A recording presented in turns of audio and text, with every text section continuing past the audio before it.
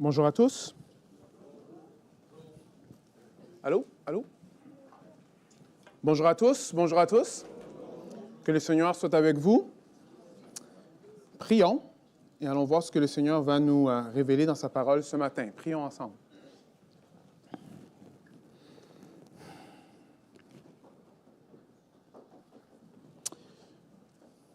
Tendre Père, on veut prendre un temps en ce moment et arrêter et savoir que tu es Dieu.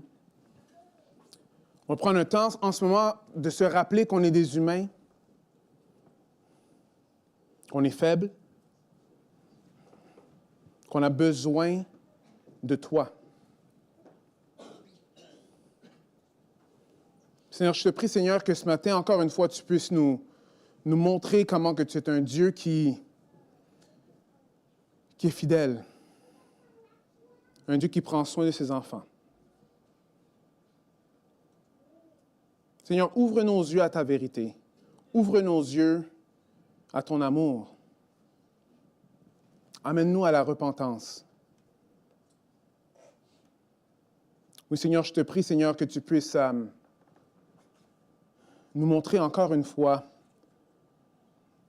que si c'est juste nous qui dirigeons nos vies, ça ne va pas dans la bonne direction. On a besoin que c'est toi qui diriges. Seigneur, fais grâce ce matin. Je prie ça en ton nom. Amen.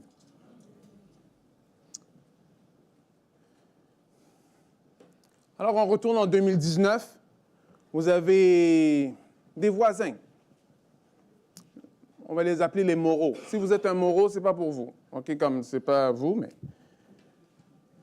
j'avais le choix entre Moreau et Baudouin, je suis allé avec Moreau. OK. Alors, les moraux, c'est vos voisins. Alors, votre relation avec eux est comme ci, comme ça. Ils sont corrects, mais ils sont un peu étranges. Tu sais, ils aiment vraiment faire la pelouse, tu sais. Toujours en train de regarder pour voir s'il y a juste un brin de gazon qui n'est pas nivelé avec les autres. Alors bon, la relation est comme ci, comme ça. Mais là, il y a quelque chose qui commence à changer. Vous voyez que l'attitude des voisins commence à devenir pire.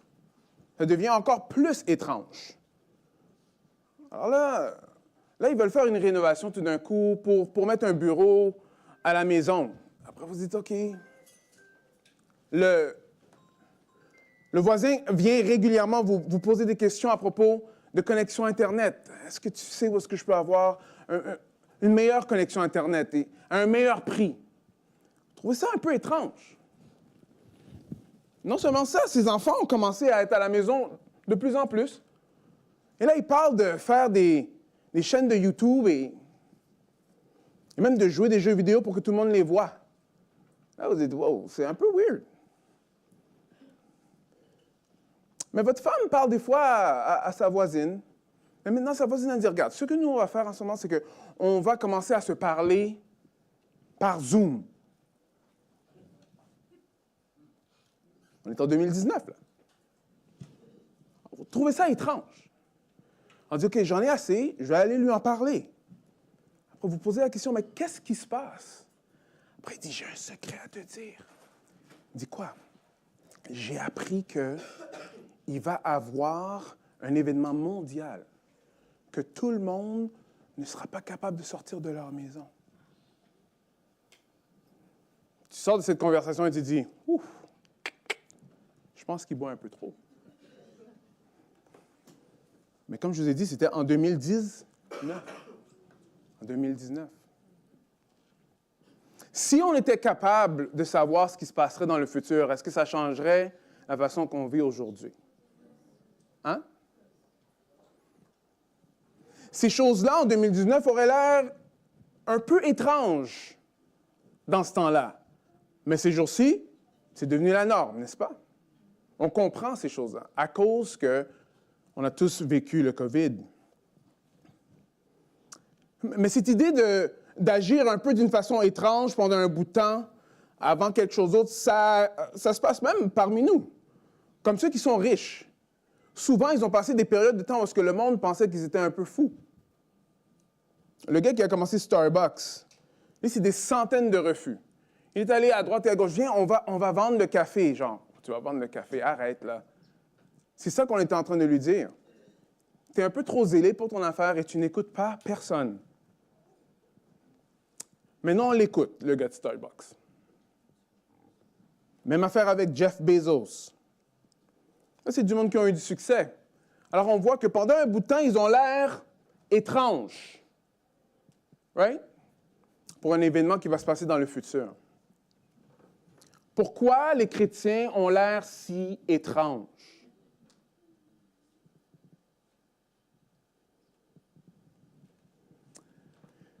La question, c'est est-ce que tu as l'air vraiment étrange? Parce que tu devrais avoir l'air étrange, parce que le chrétien, lui, il est au courant de quelque chose qui va se passer dans le futur. Parce que comme on a vu, si on est au courant de ce qui va se passer dans le futur, ça va changer la façon qu'on va agir aujourd'hui, n'est-ce pas? Celui qui est sauvé par celui qu'on célèbre, celui qui est venu, qui a pris la chair sur lui-même. Il est venu en tant que bébé, il a vécu en tant qu'adulte, il n'a jamais péché, qui s'est laissé livrer sur la croix, qui est mort pour mes péchés, pour tes péchés. Son nom, c'est Jésus. Il est ressuscité et il reviendra un jour. Tous ceux qui connaissent le salut en Jésus-Christ peuvent dire ceci, que Jésus est fidèle. Et à cause qu'il est fidèle, alors oui, nous, on va être fidèles à certaines choses que d'autres personnes ne le seront pas. Parce qu'on sait que Dieu est fidèle. Alors nous, on va être fidèles.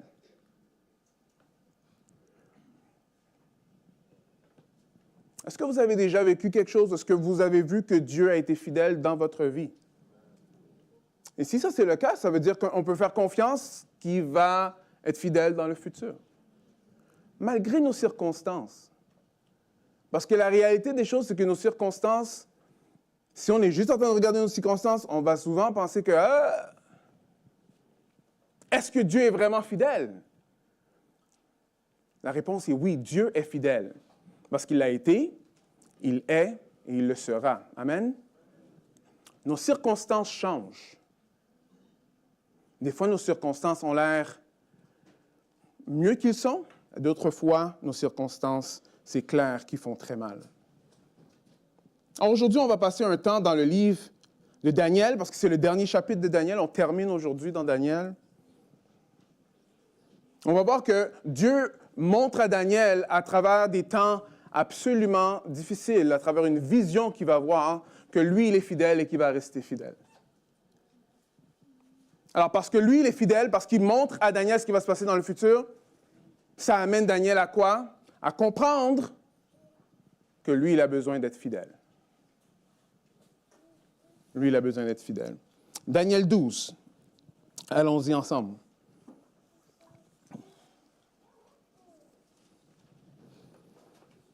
Daniel 12. En ce temps-là, se lèvera Michel, le grand chef qui a pour mission d'aider ton peuple.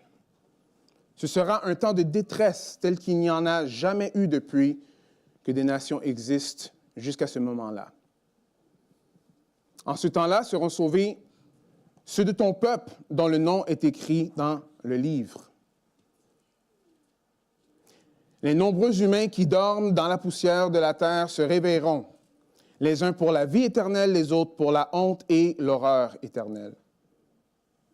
Les hommes qui auront eu de la sagesse resplendiront alors comme le firmament.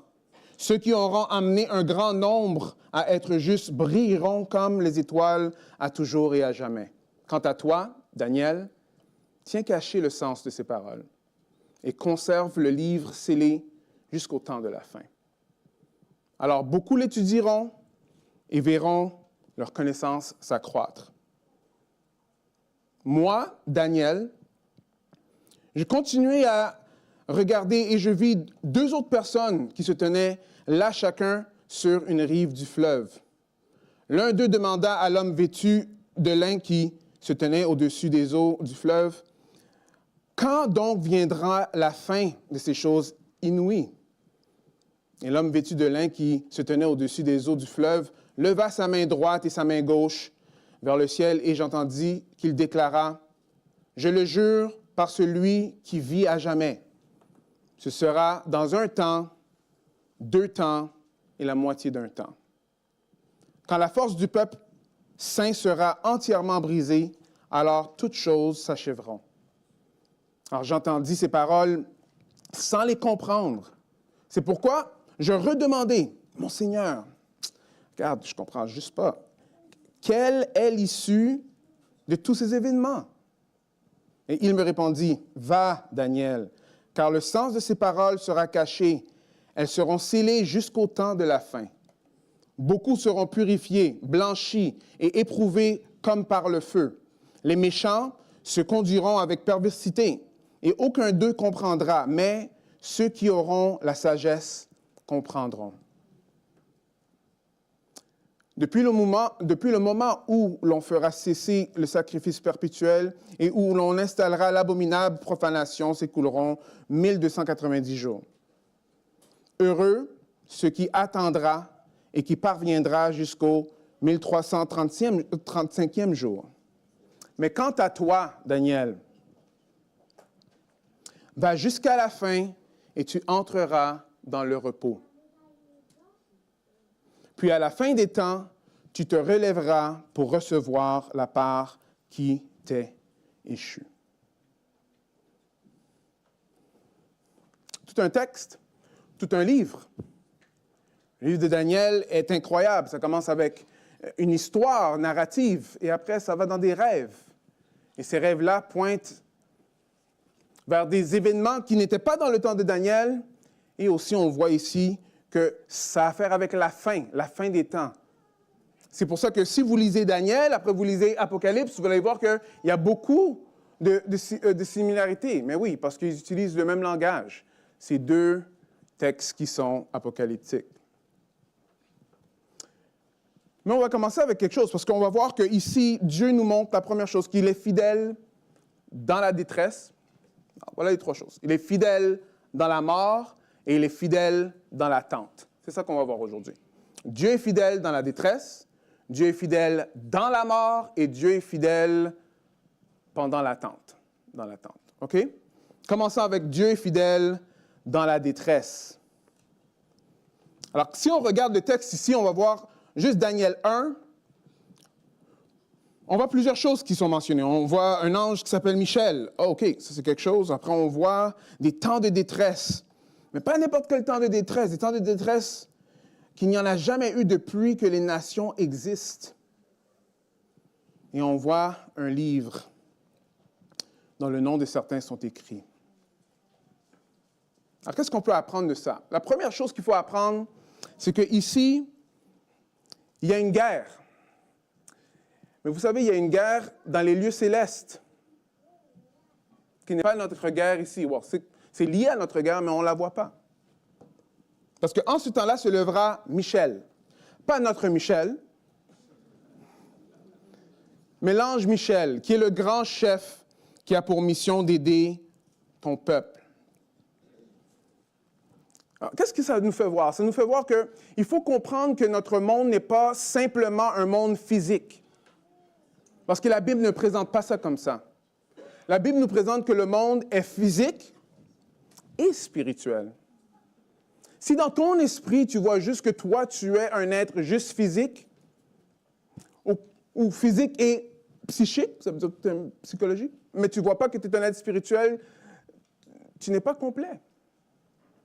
Parce que ce n'est pas comme ça que Dieu nous a créés. Dieu nous a créés physique et spirituel. On est dans un monde qui est aussi dans un monde spirituel. Alors ici, on voit qu'il y a un ange ici, l'ange Michel, que lui, il combat pour le peuple de Dieu. Le peuple de Dieu est sous attaque. Et il y a un combat entre des anges pour chacun d'entre nous. C'est quelque chose, hein? Mais lui, il combat. Et dans ces temps-là, lui, il va se lever et il va combattre pour nous. Il va combattre pour nous. On apprend un peu de l'ange parce qu'il apparaît quelquefois dans la Bible. Mais il y a une fois que c'est intéressant, j'aimerais parler de ça, c'est dans Jude. Jude 9, ça veut dire ceci. « Or, l'archange Michel, okay, quand il contestait avec le diable et lui disputait le corps de Moïse, n'osa pas porter contre lui un jugement injurieux, mais il dit que le Seigneur te réprime. » Très intéressant comme texte. Alors ici, c'est Jude qui fait référence à des textes qui étaient communs dans ce temps-là. Et l'histoire dans ces textes-là, ce n'est pas des histoires bibliques, mais ça disait que, genre, finalement, Moïse, lui, là, le diable, lui, est en train de réclamer le corps de Moïse. Pourquoi? Parce que Moïse, lui, il avait tué quelqu'un. Alors, il ne devrait pas aller à Dieu.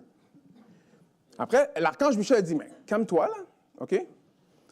Mais c'est un archange. Alors, c'est un ange qui est fort. Qu'est-ce qu'il dit? Il ne dit pas, OK, bien, on va se battre. Il dit, regarde, que le Seigneur te réprime. Moi, je ne vais pas me battre contre toi. Moi, je vais laisser le Seigneur te souffléter. Tu vois? Arranger ton affaire. Pourquoi c'est important, ça? Parce qu'on voit que même les anges comprennent qu'il y a une guerre spirituelle et que ce n'est pas eux qui sont les plus forts. Alors, si tu penses que c'est parce que tu fais certaines choses que le diable va fuir loin de toi, il faut que tu te poses des questions. Si tu penses qu'en disant, OK, je vais dire au diable de partir, que là, il va partir, mais tu te fais des idées. Parce que même ici, l'archange Michel, celui qui va se lever dans la fin des temps pour protéger le peuple de Dieu, lui, il dit, regarde, toi là, moi, je te laisse avec le Très-Haut, parce que moi, j'ai rien à faire avec toi. Vous me suivez? Alors, qu'est-ce que ça nous apprend? Ça nous apprend que, on est dans un monde, quoi, spirituel. Et si on est dans un monde spirituel, ça veut dire que, oui, ça veut dire qu'il faut qu'on évalue les choses d'une autre manière. Alors, si on est dans une guerre spirituelle, on a besoin de deux choses. De savoir c'est quoi le combat et comment s'armer. C'est quoi le combat et comment s'armer. Dans ce temps-là, on va voir que ce sera des temps qui sont extrêmement difficiles. Alors, la question, c'est comment qu'un chrétien ou comment qu'une personne du peuple de Dieu, comment que quelqu'un qui aime Dieu va être capable de passer à travers? Je peux vous garantir que ce n'est pas par vos propres forces. Ce n'est pas pour celui qui est le plus fin. Parce qu'on ne parle pas de ça. On parle d'un temps de détresse qu'il n'y a jamais eu depuis le début des nations. Et on en a vu des temps de détresse. Alors, dans tout Daniel 10 et 11, ça parle d'un temps où est-ce que, maintenant, on sait qu'Antiochus était rentré dans le temple et il a mis un cochon là, il a sacrifié comme des temps affreux, il a tué plein de Juifs. Non, c'est pire que ce temps-là. Wow.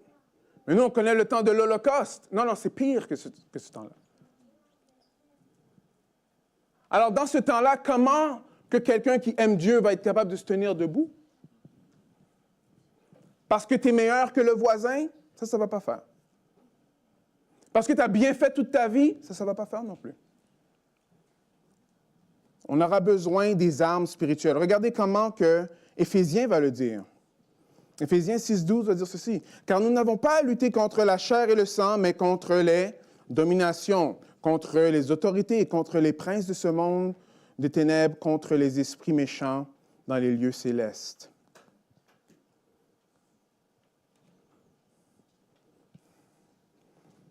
Le plus gros problème que tu as dans ta vie, je te garantis que ce n'est pas l'autre. Je pense que c'est Jean Passat qui disait que l'enfer, c'est les autres. Hein? Chaque fois qu'il y a un problème, c'est l'autre. Ah, c'est le patron au travail. Ah, bon, c'est le voisin. Ah, non, mais c'est la personne dans l'autobus. Ah, c'est etc., etc. Est-ce que vous me suivez? C'est le gouvernement. C'est Trump. Hein? Ça, je l'entends souvent ces jours-là. Ça, c'est la source de problème pour tout le monde. Really? Non. On n'a pas à se battre contre la chair et le sang. Il faut comprendre que notre combat doit se faire dans le monde spirituel. And guess what? Tu as besoin d'armes spirituelles pour te battre dans un monde spirituel. Alors, si on retourne un peu avant, on va voir dans versets 10 et 11, ça veut dire « Au reste, fortifiez-vous ». Où ça? Au reste, fortifiez-vous. Non. Au reste, fortifiez-vous. OK, good. Et par votre force. Hein?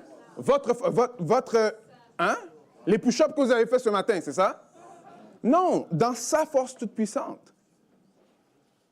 Dans sa force toute puissante. Revêtez-vous de toutes les armes de Dieu, afin de pouvoir quoi? Regardez bien, tenir ferme. Les ruses du diable. Regardez ce que ça veut dire dans 13. C'est pourquoi prenez toutes les armes de Dieu afin de pouvoir résister dans le mauvais jour. Right. Afin de tenir ferme après avoir tout surmonté. Les mauvais jours, comme on voit dans le texte, c'est inévitable. C'est inévitable. Et il y a différents degrés de mauvais jours. Il y en a ici qui vivent des mauvais jours. Si vous n'avez pas encore vécu des mauvais jours, c'est un peu juste une affaire de temps. Vous allez en vivre des mauvais jours. Parce que les mauvais jours sont liés à quelque chose. Ce n'est pas lié à la fidélité de Dieu. C'est lié au péché. Et parce qu'on est dans un monde qui est déchu, les mauvais jours vont faire partie de notre expérience. Alors, les mauvais jours sont pour nous, sont pour ceux qui ne connaissent pas Dieu, sont pour tout le monde. Mais la question, c'est comment qu'on va faire pour s'attacher à Dieu dans ces mauvais jours-là. Et on voit que Paul nous montre très clairement qu'on a besoin de s'armer avec l'armure de Dieu. Utiliser les armes de Dieu. Alors pourquoi le chrétien devrait avoir l'air si étrange? Mais oui, parce que lui, il sait, non, je sais que les mauvais jours sont là et je sais qu'ils viennent, mais je sais que mon Dieu est fidèle. Alors parce que mon Dieu est fidèle, je vais avoir l'air un peu étrange. Pourquoi? Parce que Noël va être important pour moi, mais pas parce que je veux faire des cadeaux, juste me mettre en famille. Parce que on célèbre la naissance de Jésus. Tu vas avoir l'air étrange. Pourquoi? Parce que tu veux prendre du temps pour lire ta Bible régulièrement. Qu'est-ce que ça veut dire tu veux? C'est parce que tu dois? Non, non, je veux. Oui, il va avoir l'air étrange. Il va avoir l'air étrange. Wow, cette personne-là, moi, je la connais. Elle t'a fait vraiment beaucoup de mal. C'est quoi le rapport de prier pour elle? C'est quoi le rapport de même vouloir la pardonner? Tu vas avoir l'air étrange. Mais si on a un Dieu qui est fidèle, c'est sûr que ceux qui le connaissent comme fidèle, ça veut dire ceux qui sont sauvés par lui, ils vont agir différemment à cause de sa fidélité. Amen. Si tu as besoin ou si tu as peur des temps derniers, tu n'as pas besoin d'avoir peur. Parce que les temps derniers, Dieu nous a donné les armes pour être capable de marcher à travers, capable de tenir ferme. Alors, si vous voulez, vous pouvez aller dans Éphésiens 6 et les voir tous. Mais l'idée ici, c'est de comprendre qu'on est dans un monde spirituel, alors on a besoin d'armes spirituelles pour combattre. Amen?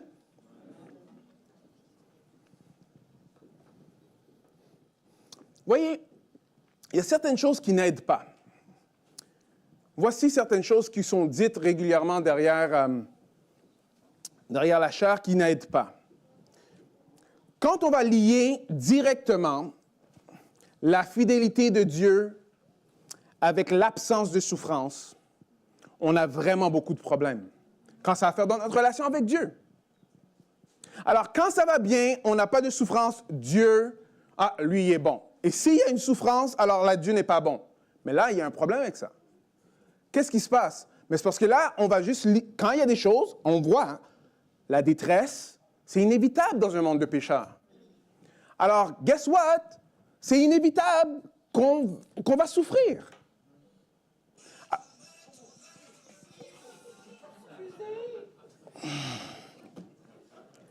Pour tous les autres, là, avec des téléphones, pause. OK, on les met sur pause. Pas un pause, mais vous comprenez, hein? Oui. Les jeunes, ils ont un pause qui veut dire une autre affaire, mais on ne parle pas de ce pause-là. Moi, je parle pause comme dans les psaumes, là. C'est pause. Non? OK. Pour ceux qui ont compris, you got it. OK, on continue. Ce qui est lié directement à la souffrance. Alors, si on est en train de penser, OK, si je suis en train de souffrir en ce moment, ça veut dire que les choses ne vont pas bien. Ou peut-être ça ne va pas bien avec mon conjoint, mon père conjoint, mon mari, ma femme. Ça ne va pas bien au travail. Ah, on est en train de parler de coupure. Ah, alors là, Dieu, lui, ne me bénit plus. C'est problématique. C'est problématique parce que ce n'est pas le Dieu de la Bible. Ce n'est pas le Dieu de la Bible. Même Jésus va prier, ne les enlève pas du monde. Jesus. Non, mais garde-les, afin que le diable, lui, il ne les prend pas. Alors, ce qu'on voit ici, c'est que, oui, la souffrance est inévitable. Il faut faire attention à ce genre de façon de voir les choses. Il y a une femme qui s'appelle Mme Erickson Tada. Il y en a qui la connaissent. Elle est paraplégique. Alors, un jour, c'est ça, elle marchait, mais elle est allée nager et je pense que, en tout cas, elle a brisé son cou. Alors, tu la vois, elle est dans une chaise roulante, alors quoi? On va dire, OK, alors cette personne-là, elle ne connaît pas Dieu? Non. Cette personne-là, le nombre de personnes qui ont été bénies et qui sont amenées à Dieu à cause de son témoignage, à travers la souffrance. À travers la souffrance. C'est innombrable. Même, je suis allé voir un funérail de John MacArthur. Elle était une des personnes qui était là. Son témoignage, c'était tellement touchant. Elle aime Dieu, elle sait que Dieu est fidèle, même si elle n'est pas capable de faire ce que la majorité d'entre nous sont capables de faire. Mais comment ça qu'elle est capable de glorifier Dieu dans ça? C'est parce qu'elle sait que Dieu est fidèle. Même si elle est dans un temps de détresse. Es-tu dans un temps de détresse? C'est le même Dieu, il est fidèle. La détresse, souvent, c'est pour nous aider à voir différemment, changer de perspective. Revoir à quel point qu'il est fidèle, même si les temps sont difficiles. L'apôtre Paul va dire ceci, « Nous savons du reste que toute chose concourt au bien de ceux qui aiment Dieu, de ceux qui sont appelés selon son dessein. » Et l'apôtre Pierre va dire ceci, « Bien-aimés, ne soyez pas surpris, comme d'une chose étrange qui vous arrive, de la fournaise qui est au milieu de vous pour vous éprouver. Réjouissez-vous au contraire de la part que vous avez aux souffrances de Christ, afin que vous soyez aussi dans la joie et dans l'allégresse lorsque sa gloire apparaîtra. » Alors, vous voyez ici, les deux, et l'apôtre Paul et l'apôtre Pierre, est en train de nous dire de ne pas être surpris qu'il y a des temps qui sont difficiles. Et de se rappeler que Jésus, lui, il a souffert. Moi, je me suis posé la question, mais pourquoi la mort? Pourquoi, tu sais, il y a certaines religions, c'est à propos de la connaissance. Hein? C'est ça le point central, la connaissance. Le plus que tu sais, le mieux que c'est. Il y en a d'autres, c'est la soumission. Le plus que tu es soumis, OK, on va applaudir. Mais la Bible parle de la mort de Jésus. La chose la plus importante qui s'est passée dans l'histoire de l'humanité. Que Dieu s'est fait chair et qui s'est laissé clouer sur une croix. Et que Jésus est mort et qu'il est ressuscité. Pourquoi est-ce que c'est si important? Mais il y a plusieurs raisons. Mais une des grandes raisons, c'est, pensez-y un peu là. Si Jésus n'était pas mort et ressuscité, quel genre de Dieu? Un Dieu détaché de la réalité? Tout le monde souffre, n'est-ce pas? Jésus a souffert. Et Jésus va dire ceci. Je vous dis ces choses afin que vous ayez la paix en moi. Vous aurez des tribulations dans le monde. Est-ce que vous voyez ça? Mais prenez courage, quoi? J'ai vaincu le monde. Jésus a vaincu le monde. Si tu ne connais pas Jésus-Christ ce matin, je t'implore, oui, pour de vrai. Je me mettrai à genoux, là. Pense pas que la façon que tu es en train de continuer, que ça peut être comme ça pour le reste de ta vie, tu ne le sais pas. La réalité des choses, c'est que Dieu, lui, il nous aime et il vient vers nous. C'est pour ça qu'à Noël, c'est Dieu avec nous. C'est pour ça qu'on chante ces genres de chants-là, parce qu'on se rappelle que Dieu est venu parmi nous. Il est venu vers chacun d'entre nous. Si tu entends ma voix encore ce matin, Dieu, lui, oui, il veut te sauver de tes péchés. Le problème, c'est le péché. Et la seule personne qui donne la solution pour ça, c'est Jésus. C'est Jésus. Si tu es dans une situation où est-ce que tu trouves ça vraiment difficile, rappelle-toi que Jésus aussi, il a souffert. Et il dit que, regarde, c'est pour un temps, parce que j'ai vaincu le monde. Il a vaincu le monde. Amen? OK. Alors, on va continuer dans notre texte. Après là, il dit, ceux qui seront sauvés sont ceux qui sont, leur nom est inscrit dans le livre. Je ne vais pas passer à travers tous les textes que j'ai, mais l'idée ici, c'est qu'il y a un livre. OK? On va prendre un des textes. L'apôtre Jean, quand il écrit l'Apocalypse, on voit qu'il fait vraiment beaucoup référence dans Daniel. Et il va dire ceci. « Et je vis les morts, les grands, les petits, qui se tenaient devant le trône. Des livres furent ouverts. Un autre livre fut ouvert, celui qui est le livre de la vie. Et les morts furent jugés selon leurs œuvres, d'après ce qui est écrit dans ces livres. » Voici le topo, comme un de mes amis dit. On va mourir et on va ressusciter. On va voir ça un peu dans Daniel, c'est inévitable. Et il y aura un jugement.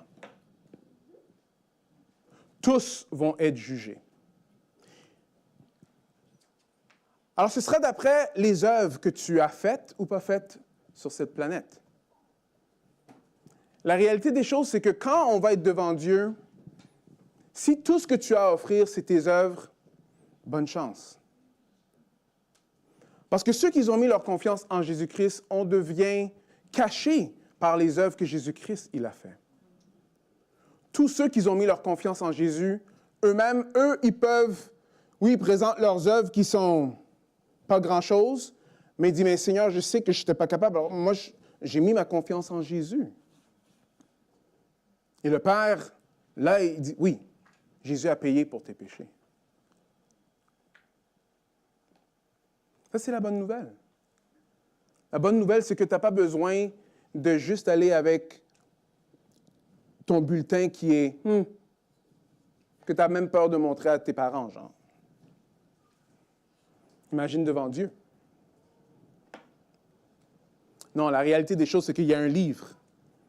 Tous ceux qui sont écrits dans ce livre-là, ici ça dit, ils seront sauvés. Pour faire partie de ce livre-là, pour entrer dans ce livre-là, tu as besoin de mettre ta confiance en Jésus-Christ. C'est comme ça que tu rentres dans ce livre-là. Tout le monde sera jugé d'après leurs œuvres. Mais est-ce que toi, les œuvres de Jésus couvrent le manque de tes œuvres? Ça, c'est la question. Alors, Noël, là, tout ça, c'est tout lié. Parce que Jésus est venu pour nous donner cette espérance-là. Amen. Alors, on voit ici que Dieu est fidèle dans la mort. Dieu est fidèle dans la mort.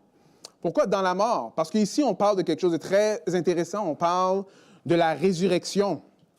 Ici, on voit qu'il y en a plusieurs qui dorment dans la poussière et qui seront ressuscités. Right? Alors, dès l'Ancien Testament, on voit qu'il y a la notion de résurrection. De résurrection. Et ici, c'est très clair. Il y en a qui vont ressusciter. Ceux qui auront été intelligents. Est-ce que je suis dans le bon texte? Non? Oui? Oui, c'est ça. OK. Se révérant. Les uns pour la vie éternelle et les autres pour l'opprobre ou la honte éternelle. Alors, une double résurrection. Tout le monde ressuscite. Certains à la vie, certains à la mort. Ça, c'est la réalité des choses. C'est une bonne nouvelle dans un sens de savoir qu'il y a la résurrection. Parce que Jésus-Christ, il est mort et il est ressuscité. Si tu mets ta confiance dans celui qui est mort et ressuscité, alors tu n'as pas de problème, tu auras la vie éternelle. Amen. Mais ça, c'est une réalité, la résurrection. Vous voyez, je ne sais pas si vous réalisez, mais ces jours-ci, ces genres de notions-là dans notre société, on veut les tasser de côté. Deux grandes raisons. La première raison, c'est ceci. C'est l'idée que notre monde va devenir de mieux en mieux. Tout ce qu'on a à faire, c'est juste prendre les méchants, là, OK, et les tasser de côté. Après, notre monde sera juste bien. Tu sais, moi, je ne suis pas si pire que ça. Toi, tu n'es pas si pire que ça. Alors, on a juste à enlever ceux qui sont pires que ça. Après, on va être correct. La réalité des choses, c'est que quand on regarde les années, il y a beaucoup plus de tueries, beaucoup plus de meurtres, beaucoup plus de mal dans le 20e siècle, 21e siècle qu'il y en avait dans les siècles précédents.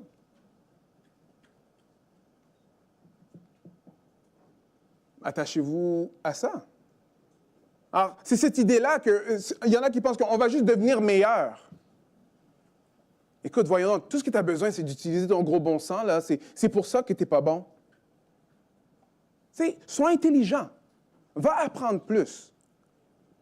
Mais quand on voit certaines choses affreuses qui se font, c'est des personnes qui connaissent pas grand-chose et il y en a qui connaissent vraiment beaucoup de choses.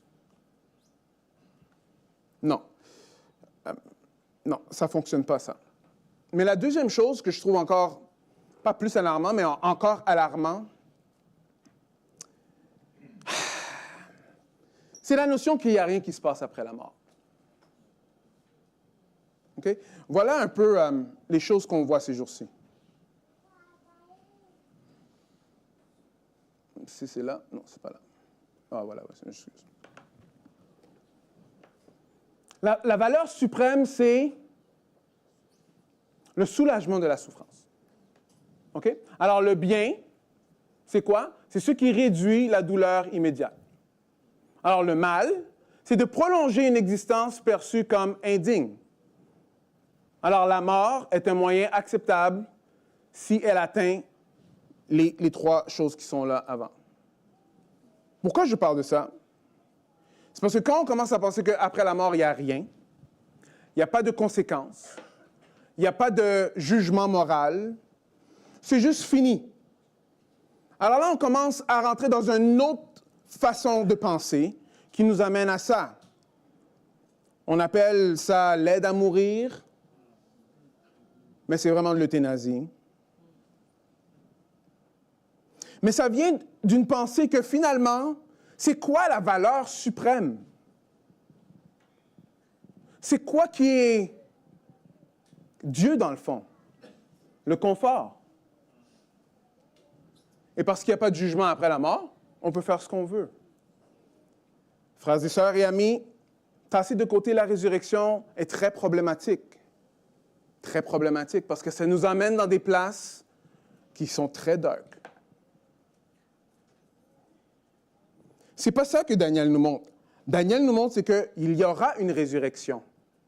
Oui, et c'est un temps de moralité, où est-ce que nos œuvres vont être évaluées. On enlève tout ça. Ceux qui ont fait les affaires les plus affreuses sur la planète et qui sont pas morts d'une façon affreuse. Alors, dans le feu, eux, ils ont une passe. Il y en a plusieurs qui pensent comme ça. Ah, je vais juste faire ça, je vais me faire tuer, après là, tout va être correct. Mais voyez, la Bible n'a pas ce discours-là. La Bible dit non. On est redevable à celui qui nous a créés. Et quand on va mourir, on va ou bien ressusciter pour la vie, ou bien ressusciter pour la mort éternelle. Est-ce que vous me suivez? Est-ce qu'on peut les comprendre? Oui, on peut comprendre. Parce que la vie n'est pas facile. La vie n'est pas facile. Mais ce n'est pas parce qu'on comprend que ce qu'on est en train de faire nous donne plus d'espoir. Au contraire, on voit que ce n'est pas ça le cas. On voit que ce n'est pas ça le cas. Ce que la parole de Dieu est en train de nous enseigner a des répercussions qui sont profondes. Et il fut un temps qu'il y a certaines sociétés qui avaient ça, ou bien explicitement ou implicitement dans leur façon de fonctionner. Mais on voit de plus en plus, il y a comme un genre de, comme on voit, un temps de détresse. Un temps de détresse, des choses qui s'installent, qui ne glorifient pas Dieu. Maintenant, ça sera un point incroyable, parce que, vous savez, quand vous tassez de côté ou vous dites que l'idole d'une personne n'est pas vraie, il y a souvent de la violence attachée à ça. Parce que là, les chrétiens commencent à devenir quoi? Ils commencent à devenir étranges. Mais voyons donc, pourquoi toi, tu ne veux pas de soulagement à tout prix? Mais voyons. Est-ce que vous voyez un peu? OK? Alors, toi, tu es pourquoi? Toi, tu crois qu'il y a un jugement moral après? C'est méchant, ça. Tout ce genre de notions-là commence à rentrer. Alors, les choses qui sont saines commencent à devenir mal. Les choses qui sont mal commencent à devenir bien. Et ça, c'est vraiment, comme notre Sauveur nous a montré, un signe du temps de la fin. Un signe du temps de la fin.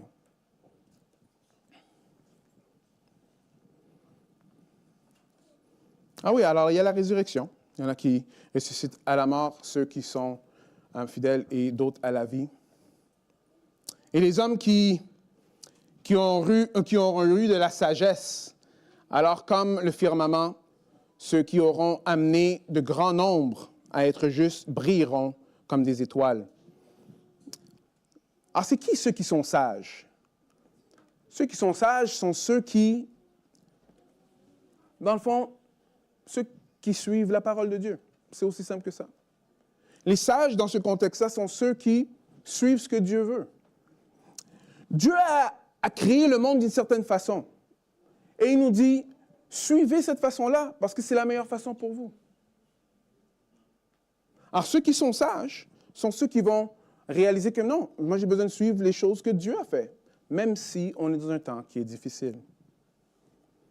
Particulièrement parce qu'on est dans un temps qui est difficile. Le psaume 111 va le dire comme ça, la crainte de l'Éternel est le commencement de la sagesse. Right? Tous ceux qui l'observeront ont une raison saine. Sa gloire subsiste à jamais. Mais, voici. Là, la pasteur, là, on ne parle pas de quelques centaines d'années. Depuis Jésus, là, il y a 2000 ans. Right? Tu sais qu'on est dans la voiture et on conduit avec les enfants, des fois ça prend du temps. Mais quand est-ce qu'on va y arriver? Quand est-ce qu'on va y arriver? Dans le fond, c'est ça que Daniel est en train de poser comme question. Même pas Daniel, même les anges. OK, quand est-ce que ça va terminer, ça? Quand est-ce que ce sera la fin? Quand est-ce que ça va arriver? Quand est-ce que ça va arriver? Alors, c'est important de comprendre quelque chose parce qu'ici, il y en a beaucoup qui s'enfargent dans les fleurs du tapis. Il y en a qui vont passer tout leur temps à essayer de comprendre quand est-ce que ça va arriver. OK, bon, là, OK, ça, c'est sûr, ça doit être l'Antéchrist parce que les affaires de même et tout. Quand c'est pas ça le point du livre du tout. C'est pas ça le point du livre. On va même voir que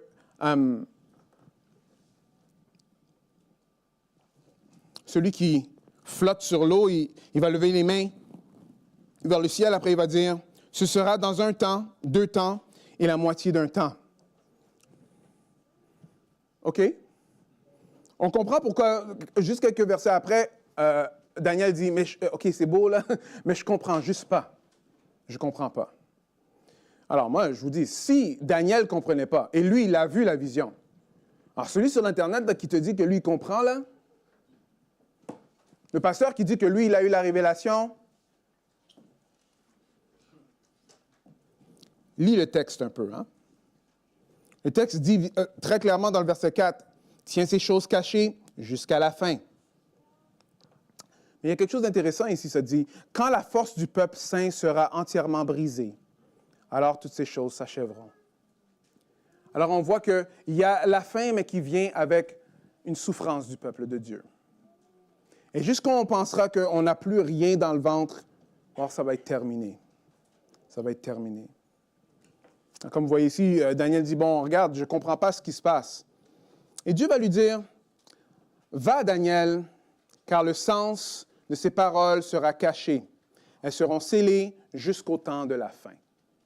As-tu des questions pour Dieu? Non? Est-ce qu'il y a des choses que tu ne comprends pas, ce qui se passe sur la planète? Dans ta vie, est-ce qu'il y a des affaires que c'est des points d'interrogation? Oui ou non? Oui, hein? Mais il y a des choses qu'on ne comprendra pas jusqu'à la fin. Jusqu'à la fin. Et ici, c'est intéressant parce que Daniel, il pose, j'ai demandé une deuxième fois. Il dit, regarde, ce n'est pas à toi de savoir ces choses-là. Un jour, à la fin, le monde va comprendre.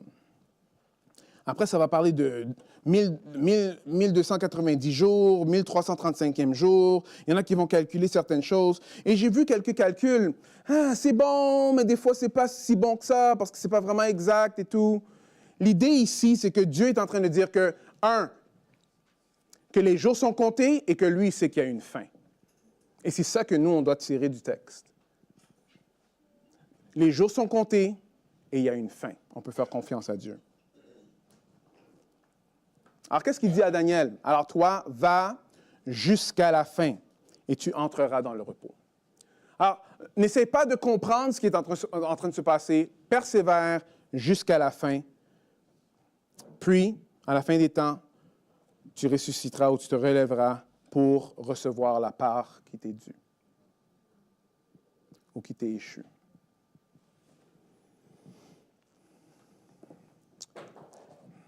Même si je savais ou je saurais que la fin du monde était dans 2 jours, je planterais un pommier. Ce qui paraît, c'est Martin Luther qui a dit ça. On lui a posé la question. Si tu savais que Dieu retournerait dans 2 jours, qu'est-ce que tu ferais? Il a dit, bon, je vais planter un pommier. Qu'est-ce que ça veut dire, ça? Tu es en train de dire que je continuerai ma vie comme je suis en train de le faire. Je serai fidèle. Je resterai fidèle. Pourquoi? Parce que Dieu est fidèle. Vous voyez, dans le texte, Daniel, là, tellement que certaines de ces choses-là étaient affreuses, il était même devenu malade. Mais Dieu lui a dit, regarde, toi, tout ce que tu as à faire, c'est persévère jusqu'à la fin. Sois fidèle envers moi. Je sais qu'il y a beaucoup de choses qui brassent mondialement. Je sais qu'il y a beaucoup de choses qui brassent dans plusieurs de vos vies. Et si ce n'est pas maintenant, je sais qu'il y a beaucoup de choses qui vont brasser dans le futur. Mais Dieu ne nous demande pas de savoir pourquoi. Il nous demande, regarde, ces choses-là vont se passer. Pourquoi? Parce qu'on est dans un monde déchu et la fin doit passer par là. Mais le peuple de Dieu, quoi? Soyez fidèles. Pourquoi? Parce que Dieu est fidèle. Soyons fidèles parce que Dieu est fidèle. C'est ça le livre de Daniel. On voit que Daniel a été un homme qui était fidèle. Dieu lui dit, finis ta vie comme tu l'as commencé. Vous vous rappelez, il a résolu dans son cœur de dire, OK, non, moi je ne vais pas faire toutes les choses que le roi veut parce qu'il faut que je fasse confiance à Dieu. Hein? Vous vous rappelez, ses amis, devant la mort, ils ont dit, mais nous, on va obéir Dieu à la place de toi. Daniel, plus vieux dans sa vie, devant la fosse au lion, il a fait confiance à Dieu. Il ne savait pas ce qu'il y avait dans la tête du roi. Alors, il est allé prier et Dieu a répondu. Il arrive ici, il voit ce qui va se passer dans le futur et il commence à avoir peur. Dieu lui dit, regarde, juste persévère jusqu'à la fin. Continue à faire ce que tu faisais dès le début. Alors, voyez, frères et sœurs, ça c'est particulièrement pour vous. La lutte est spirituelle. Et l'ennemi veut faire tout ce qu'il peut pour nous détourner du but. Et le but, c'est quoi? C'est juste de continuer jusqu'à la fin. Si tu as goûté et si tu sais que l'Éternel est bon, fais confiance qu'il va être bon dans les pires des temps que tu pourrais vivre ou que nous, on pourrait vivre. Qu'est-ce que ça veut dire? Ça veut dire que suivre Christ, on continue à faire ce qu'on est en train de faire. Si tu pêches, repens-toi, ne reste pas dans le péché. Right? Si tu aimes, continue à aimer. Si tu sers, continue à servir. Si tu ne sais pas, continue à demander pour de la sagesse, parce que Dieu donne la sagesse. On continue. Et ce qui arrivera, arrivera. Mais ce que nous, on sait, c'est que parce que Dieu est fidèle, nous allons être fidèles. Eh oui, on va avoir l'air étrange. Sure, on va avoir l'air étrange. Mais vous savez, quand on sait ce qui va se passer dans le futur, on va regarder en arrière, on ne sera pas si étrange que ça. Prions. Tendre Père, merci pour ta parole. Merci Seigneur que ta parole nous ramène à toi. Merci Seigneur que ta fidélité, on peut la chanter, on peut la répéter. Seigneur, on peut la témoigner. Seigneur, tu es un Dieu qui est fidèle. Et Seigneur, tu n'es pas seulement fidèle parce qu'on est dans des temps qui sont de bénédiction physique sur terre. Non, tu es fidèle dans la détresse, Seigneur. Tu es fidèle quand ça ne va pas bien. Tu es un Dieu qui est fidèle. C'est ça ton caractère, tu nous le montres à travers toute la parole. Alors Seigneur, apprends-nous, Seigneur, à te faire confiance. Seigneur, apprends-nous, Seigneur, davantage à venir à toi. Seigneur, on sait que toi, tu es venu vers nous. C'est à cause que tu es venu vers nous que nous, on peut venir à toi. Ce n'est pas parce qu'on t'a aimé le premier, parce que tu nous as aimé le premier. Alors Seigneur, que notre amour, Seigneur, découle de l'amour que tu as pour nous. Mais tous ceux qui ne te connaissent pas, Seigneur, je prie, Seigneur, que cette parole puisse leur parler, que tu puisses aller parler à leur cœur, qu'ils puissent s'humilier, se repentir et se tourner vers toi. On a tellement besoin de toi. Finalement, pour nos voisins, nos gouvernements, notre pays, Seigneur, on te les met devant toi. On prie pour eux. On prie qu'ils puissent s'humilier et, Seigneur, suivre la façon que toi, tu as fait les choses, Seigneur. On prie ça en ton nom, Jésus. Amen.